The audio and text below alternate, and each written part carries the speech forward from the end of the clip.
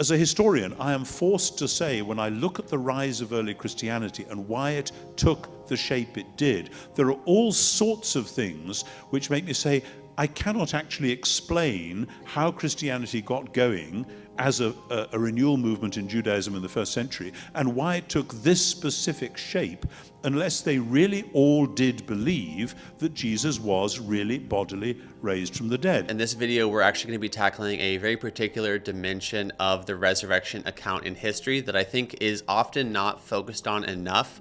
So with that being said, I'm going to go ahead and let N.T. Wright take it away, and then I'll give you guys some of my thoughts and kind of build on top of that on the back end. Let's do it. There is something surprising and very bold at the heart of Christianity, the claim that Jesus rose from the dead. Say more about that. Suppose somebody says, look, give me a break. That doesn't happen. I gather at one recent debate on this, someone brought in a nurse who had said, listen, you've been in hospitals, you've seen people die. Have they ever come back? And so on.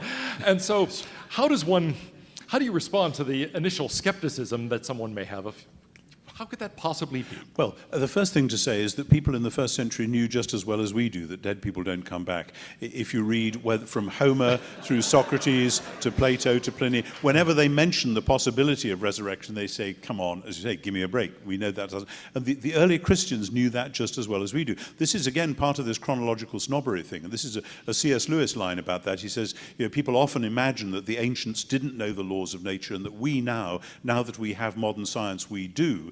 And he said, apropos the virgin birth, the reason that Joseph was worried about Mary's pregnancy was not because he didn't know where babies came from, but because he did. And the same with the resurrection. The disciples were not going around saying, oh, well, isn't that interesting? So people sometimes come back from the dead. No, this was not one instance of what now appeared to be a new possible general rule or something. Far from it. Rather, and this is a place where people often get confused. As people say, oh, well, the Jews believed in resurrection, so when Jesus died, they naturally thought he'd come back. Well, no, some Jews, most Jews of the time, did believe in resurrection, but resurrection, they believed, was something that God would do for all his people at the end of time. Nobody ever imagined it would happen for one person in the middle. And you can test this because we know 100 years either side of Jesus, we know of several Jewish resistance movements, messianic movements, rebel movements. Routinely, they ended with the death of the founder, and we have in the histories of Josephus and so on, accounts of what happened next. If the man you followed, who you believe is the king, the new leader, the one God has sent, etc., if he gets killed, you have a choice. Either you give up the movement, or you get yourself another leader. And we've got evidence of movements that do one or other of those things. In no case do we have people going around saying, actually, I think he's been raised from the dead. Because, they were more hard-headed than that. Life is real, we've got to get on with it. And in particular, the idea of choosing another leader, the leader of the church in Jerusalem throughout the next generation was James, who was Jesus' own brother. Now, it's very interesting because he was a great leader, a great teacher, a wonderful man of prayer, etc. But nobody ever said that James was the Messiah. If Jesus' body had stayed in the tomb, that would have been the natural thing. Well, it wasn't Jesus, too bad, but here's his brother. He's a great teacher. We revere him. And he was the man who was physically closest to this Jesus who sadly got crucified. So that would have exalted James, but they didn't. They called James the brother of Jesus, the brother of the Messiah.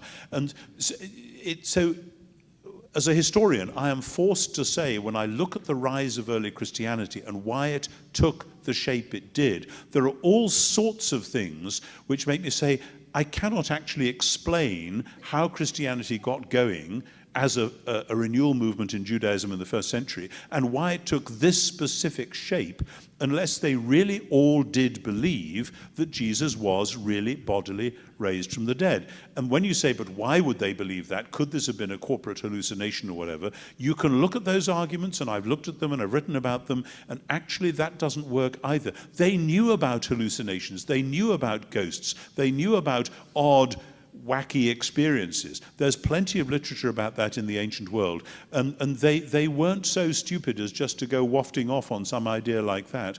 This was a very definite thing. He really has been raised from the dead, and that was why they did and said what they did. I think one of the most remarkable passages is 1 Corinthians 15, when Paul says, look, a lot of the people here have actually witnessed these events. Yeah. There are more than 500 people who witnessed Jesus after his supposed death, and so go talk to them. Some of them have died, but look, a lot of people have, and this was close enough in time that you could still find these people. Absolutely. Absolutely. The passage there in Paul's letters, written probably in 52-3 AD, so roughly 20 years after Jesus' death and resurrection, and Paul is saying, as you say, more than 500, and most of them are still around. And the implication is, go and ask them. But there's another fascinating thing in that same passage, which is kind of interesting negative evidence, because what he's doing there is quoting an official church tradition, which goes like this, that the Messiah died for our sins in accordance with the Scriptures, that he was buried, he was raised on the third day according to the Scriptures, and was seen by. And then there's a list of people that he was seen by. And he was seen by Peter, by James, by all the apostles, by 500 at once, and last of all, Paul says, by me. And anyone who knows the early Christian stories, Matthew, Mark, Luke, and John, will say, something's odd about this. Because in Matthew, Mark, and Luke, and John, the first people to see the risen Jesus are the women. Now, what's happened is that in the official church tradition, already the women have been airbrushed out of the account, because the early church will have known that women were not regarded as credible witnesses in a law court. And already we have early evidence that people were sneering and saying, this is just a few hysterical women in the half-light of an early morning. You're not going to believe that, are you? And so already by the early 50s, the official tradition has lost sight of them. But in all four Gospels, and they're quite separate accounts, they're not verbally that similar, even when they're talking about the same thing, the women are front and center. And this is the point that I'm making. You would never, ever, ever have made that up. You know, either these stories go right back to the beginning, or they are complete crazy fantasies by people later on who are deliberately shooting themselves in the foot in terms of the credibility of the argument. So that 1 Corinthians 15 is important, but it's important partly as a sort of negative witness, throwing into relief the extraordinary fact that we have these four separate accounts in which the women are the first to see him. If God actually became a human, actually lived in history, actually died on the cross, and then actually rose again, wouldn't we be able to see some evidence of that, some ripple effect of that, other than these pages that exist only in the holy book of Christians, only in the pages of the New Testament, only in the Bible? Wouldn't we be able to see some ripple effects of that event? Well, here we go. I'm going to go ahead and read this quote to get to this idea, and I'll just let it rip. Here it is. Public opinion turned against him. Most of his followers abandoned him. One disciple betrayed him, and another denied him. He was rejected by the religious, hunted by the powerful, mocked and unjustly persecuted by his enemies. He suffered an unfair trial, was publicly humiliated, brutally beaten, and unduly executed in the most horrific way. Even then, the few followers who remained had to borrow a grave to bury him.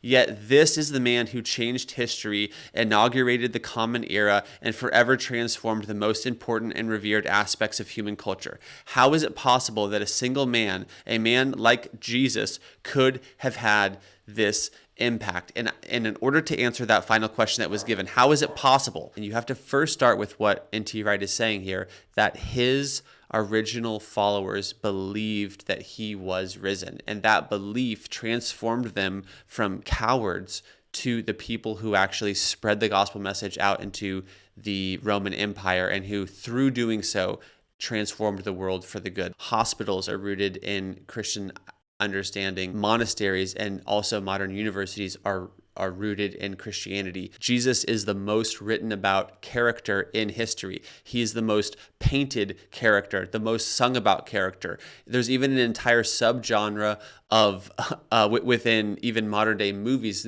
Christ figures. Even Tolstoy, the famous Russian novelist, said that all of Western civics are merely a footnote to the Sermon on the Mount. That is the transformative impact of Christ in culture and history, and there is also a transformative impact that Christ can have on each individual human heart, and that is the story that Christians have literally been saying for thousands of years, is I once was blind, but now I see. I once was lost, but now I'm found. I once was dead in my sin, now I'm alive in righteousness. This is the story that Christians have. This is the song that Christians sing. This is the meaning of the risen Christ, is that he's alive, that he's acting in the world today, that he's actually personally knowable, that we can know God, talk to God, pray to God, that we actually can have a relationship with God. This is what Christians are saying. It's a wild and crazy claim, but this is what we are trying to tell those who do not yet know Jesus, that he's knowable. How is it possible that he's knowable unless he's alive? All this being said, I could go on, but I hope someone is hearing this right now, and I hope that someone's life is able to be changed. If you have any questions, please email me. My heart is for you guys. My heart is for the seeker, and my heart is for the skeptic, and I want you guys to know the Son because he's risen, because he's real, and because he loves you. That being said, I'll see you guys in the next video. Thanks. Bye.